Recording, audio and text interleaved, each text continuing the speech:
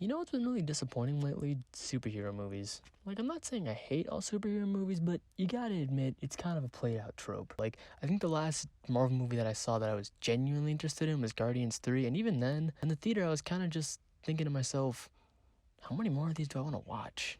I'm kind of getting bored here. And to make it worse, the DC universe just becomes so disconjointed and confusing that it's not even entertaining to follow anymore. And I don't even want to get into all the stuff with the Flash. Of course, at some point I have to make a video about all the stuff with the Flash, but I don't want to right now.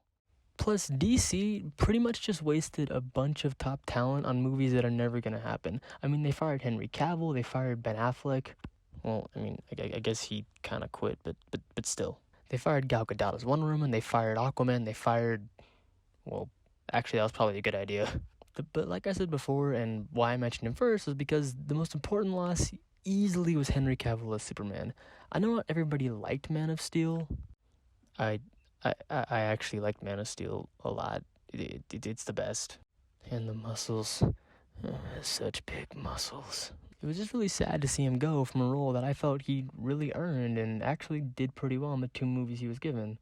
Granted, the Snyderverse didn't have the best writing, but I liked Cavill's Superman, and it was really sad that he left, and that we're probably never going to see him in the role again. And to top it all off, now we don't get to see him as the Witcher either. And yeah, I wasn't really into the show when it came out, mostly because I haven't really been into the Witcher mythos in general, but it's still let down to see such an important and talented actor lose out on 2 really big and influential roles that he seemed to really actually enjoy. So naturally I got pretty excited when I heard that he was going to get the chance to write and produce his own TV show about something called Warhammer 40,000. But I think like most American audiences, I had no idea what on earth Warhammer was until I actually did some research, and holy crap, Warhammer lore is very bonkers. So I took it upon myself to summarize some of the lore for those of you who are like me, who are too lazy to read the books and don't really know where to start. This is a Zoomer's guide to Warhammer 40k.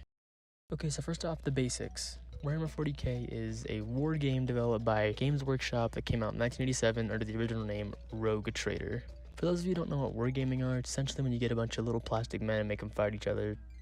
I'm not even exaggerating, that's literally what it is.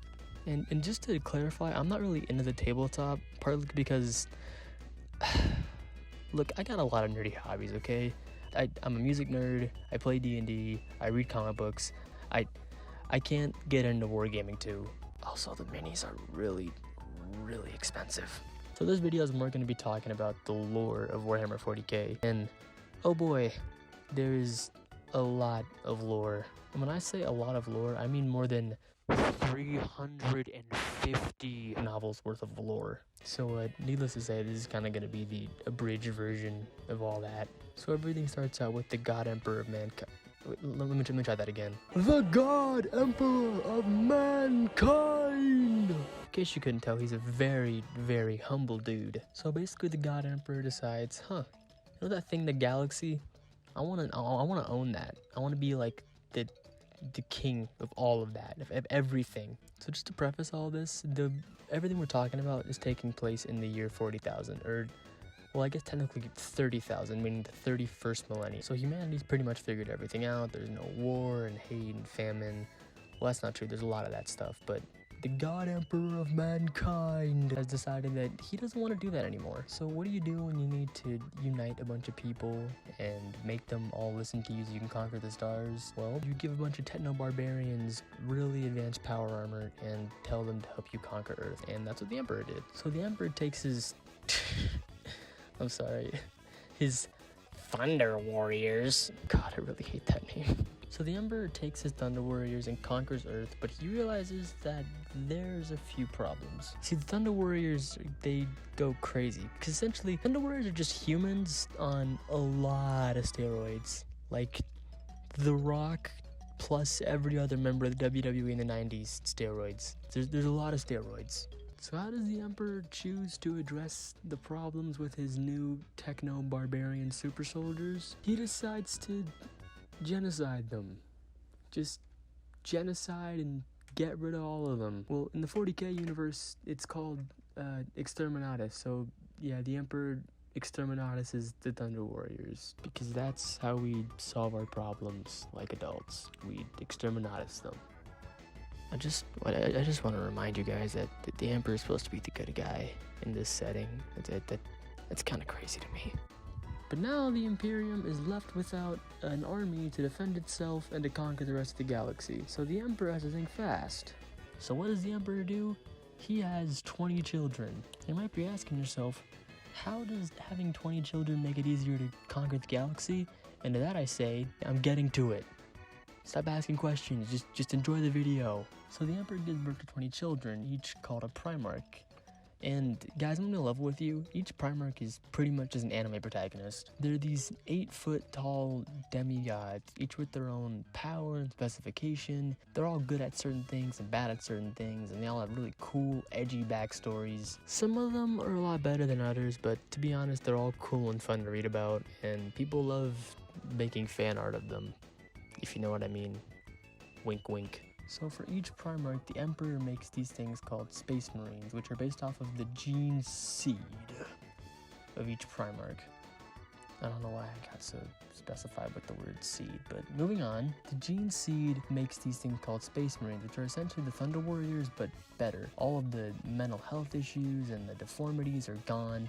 The Space Marines are essentially perfect humans. They're kind of like their Primarchs, to where they're 7-foot tall demigods, but a little bit worse. And each legion kind of mimics the strength or weakness of their Primarch. Like there's the Primarch super speed, there's a legion with super speed, there's an edgy Raven boy, there's a Space Marine legion that can turn invisible and wears all black.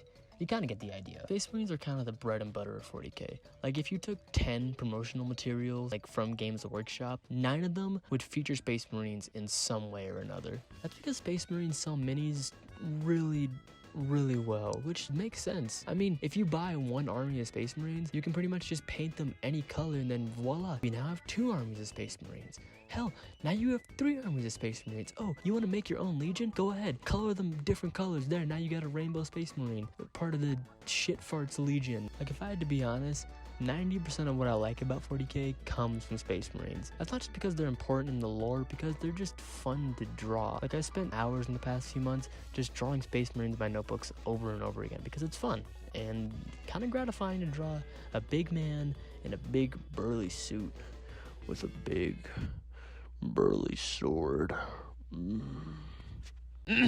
Anyway, back to the lore. So the Emperor and his Primarchs take their legions out to conquer the galaxy, and it works because why wouldn't it? They're 8-foot tall super beings with hundreds of other super beings destroying aliens. It just makes sense. Now after this tirade across the galaxy called the Great Crusade, the Emperor goes back to Earth to work on something called the Webway Project. Now you might be asking yourself, what is the Webway Project? And to that I say, what did I tell you about asking questions?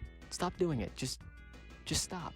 The Webway Project is the Emperor's new way of traveling across the galaxy. Now, remember how I mentioned before that humanity magically found a way to travel throughout the galaxy? I meant that semi-literally. So there's this thing called the Warp, which is essentially another dimension where humanity teleports in and then it pops them out in another part of the galaxy. The only problem is the Warp isn't empty. The Warp is home to 4 Chaos Gods. These are the main big bads of 40k, and there's 4, technically 5, but for the sake of this video, we're just gonna say 4. There's Zinz, he's the god of like change and differences and mutation. There's the grandfather Nurgle, who's the god of like pestilence and destruction. There's also Khorne, the god of war, which not the band Khorne, that confused me too at the beginning. And then there's Slaanesh, who I'm not going to mention any more than I need to because I don't want to get demonetized. Wait, but I still don't get paid. Why do I care about that? Anyway, back to the Warp. So the Emperor, having some common sense, realizes I don't want to have to deal with these 4 monsters of death and destruction every single time I want to travel throughout the galaxy. So what does he do? He goes back to Earth and figures out a way to travel through space and time without the use of the Warp. And he doesn't tell anybody about it, which is just a great idea. So naturally, the Emperor's 20 children, which he's just spent conquering the galaxy with, kind of get upset that they don't know why their dad's just abandoning them to go back to Earth. Now most of them deal with it like adults and kind of just shrug it off. They think, okay, whatever, Dad. I assume you have reasons for going back and not telling us, but I'll keep my feelings to myself. Well, I'll accept one. Bald. asshole. That's right, the Emperor's favorite son, Horus Luper. What is that? Loop. I hate pronouncing Warhammer names. Horus Lupercal, he decides to say, you know what? I'm upset at my father. I'm gonna send the galaxy into an irreversible civil war. And that's exactly what he did. Horus took half of the legions and turned them against the Emperor and his Imperium of Man and started what would be known as the Horus Heresy. Hold on, let me try that one more time. The Horus Heresy. This is ultimately what kind of starts everything on the path to 40k. Wait, hold on. Okay, let's backtrack a little bit. See, everything we've mentioned so far takes place 10,000 years before the year of Warhammer 40k.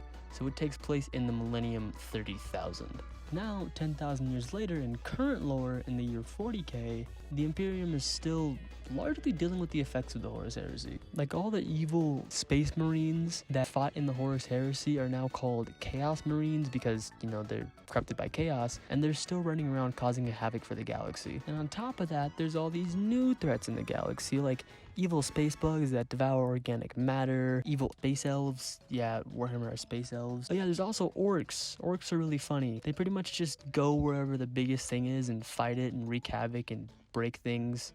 Then make more orcs, which in turn do the same thing, making more orcs. There's this really big orc called Gazcow, which he's just like a serial memer. The orcs kind of revere him as like their prophet of their two evil gods of war, and they kind of just go wherever he is to mess everything up for the humans. It's really funny. For the longest time, it was just the Imperium fighting against all these threats on their own, with a few Space Marine chapters. But most recently, Games Workshop, the company that owns Warhammer, decided they wanted some more money. So what did they do? They brought some Primarchs back. Oh, yeah, I didn't mention that after the Horus Heresy, all the Primarchs went missing or turned into evil demon things. Yeah, that happened. The first Primarch brought back was Rabute. Sorry, hold on, let me try this again. Rabute Gilliman, who is the Primarch of the Ultramarines, who's essentially like the starter Pokemon of Space Marine chapters.